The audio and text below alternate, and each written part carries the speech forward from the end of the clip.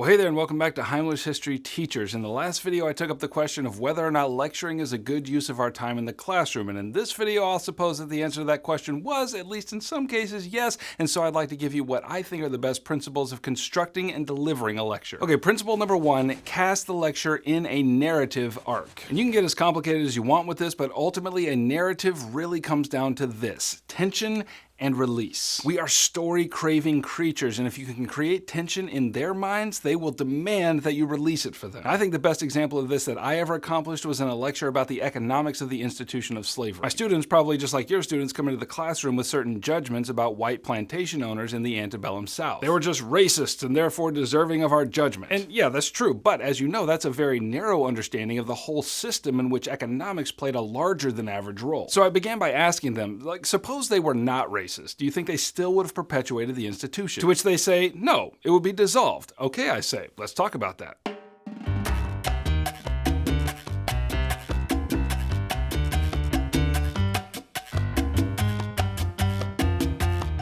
So I started by telling a story that I had read in a newspaper the week before. A man and his family had decided to go caving on Thanksgiving Day. And why anybody would decide to go caving on Thanksgiving, and frankly any other day, is beyond my reckoning, but whatever, that's what they decided to do since this was their annual tradition. Now, in this particular network of caves was a very tight passage called the birth canal. I kid you not, it was the birth canal, and there are videos of people going through this passage, basically inching their way through with great difficulty. And look, I would show it to you, but I have to edit this video, and I can't even handle watching it. It is terrifying. Anyway, as the family split up to explore, the father decided that he was going to attempt the birth canal, so he went over to where he thought it was, and he got his arms in, and then he got his head in, and he managed to squeeze one shoulder through, and then he got stuck. No matter how hard he tried to dislodge himself, he could not do it. And there he was, alone, without any ability to call for help, and his oxygen was rapidly depleted. And that is where I stopped the story. And at that point, I began talking about the economics of slavery and showing them charts and graphs about how devastated the Southern economy would be if slavery was abolished. And all the while, hands are going up everywhere, and I know what they want to ask. It's probably the same thing you're wondering: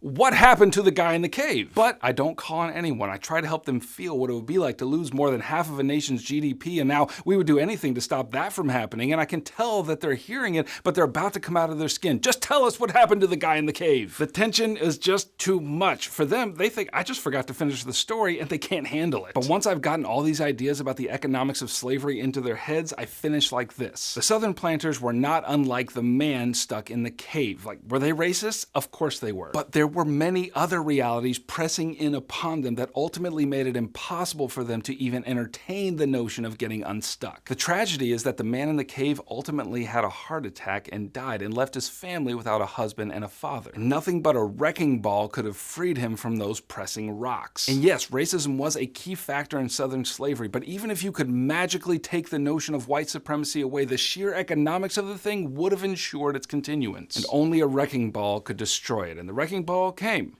in the Civil War. And years later, my students would still mention that lecture, like it really stuck with them. And why? Because of the tension and release. And all that information that I loaded into that tension about the economics of slavery, that stuck with them. So a good lecture is cast in the form of a narrative. And that doesn't mean the example I just gave is the only way to do it. Tension can be created in so many different ways. You can do it just by starting with misconceptions. You can ask your students, what do you know about the first Thanksgiving? And they'll surely tell you all about the buckle hats and the cornucopias and how the natives and the colonists prayed together and gave each other a big interracial hug. And then you say, what if I told you that none of that is true, and that most of what we as a nation believed happened on the first Thanksgiving actually came from a novel called Standish of Standish, published in the 19th century? Ooh, all of a sudden, I have their attention. What do you mean everything we know about Thanksgiving was made up by a novel? There's the tension, and then over the lecture, you release it. So that's first. Good lectures have tension and release. The second principle of a good lecture, in my humble opinion, is to rely on kinetic energy to make a lecture more engaging. I learned this from Disney World. When you walk into the Magic Kingdom, for instance, there's movement everywhere. You've got parades going down Main Street. You've got rides circling overhead. And they do that intentionally to create the feeling that there's life in this part. So when I lecture, the very last thing I want to do is stand at a lectern and never move. I'm walking across the classroom. I'm writing on the whiteboard like a madman. I'm moving everywhere. And I very rarely use projected slides, but if I do, there are very few words, or even better, just images. Let me just say, there is nothing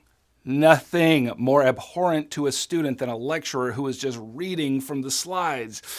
Like, I can read that faster than you can say it, so just give me the slides and make it stop. Anyway, kinetic energy is vital to an engaging lecture, my opinion. And finally, third, a good lecture aims for the affections, to use an old Puritan word. Learning, as you know, is not just an affair of the mind, or to put it in another way, our students are not just brains on sticks, to use James Smith's phrase. If you ask the epistemologist John Frame how a person comes to know something, he would say that there are three requisite perspectives on knowledge: the normative, the situational, and the existential. I always tell my students about the three perspectives on knowledge, and they have lovingly dubbed it the epistemological Dorito. The normative perspective on knowledge just means the facts of a thing. For example, Hitler put 6 million Jews to death in the Holocaust. That is the normative perspective on knowledge. But Frame would say that if the normative is all that you have, you don't really know a thing. So next, there's the situational, which has to do with behavior. I think we would all agree that knowing the metrics of the final solution ought to affect our behavior. Like, it ought to wake us up to oppression and the dangers of authoritarian leaders, and it ought to make us do what we can to avoid both. And look, that's good, but even then, knowing the normative and the situational, Frame would say you still can't say that you know the thing. What's left is the existential, or to put it another way, the affections. You may know all the metrics of the Holocaust, you may even change your behavior in response to those metrics, but you will never truly know anything about this atrocity until it moves you, until your guts are wrenched by the tragedy of the thing. And so in my experience, a lecture is a good way to get to the affections. Like, we're not aiming to fall prey to emotionalism where we bypass the students' brains in order just to make them feel stuff. Like, that's what advertisers do, and we are not advertisers,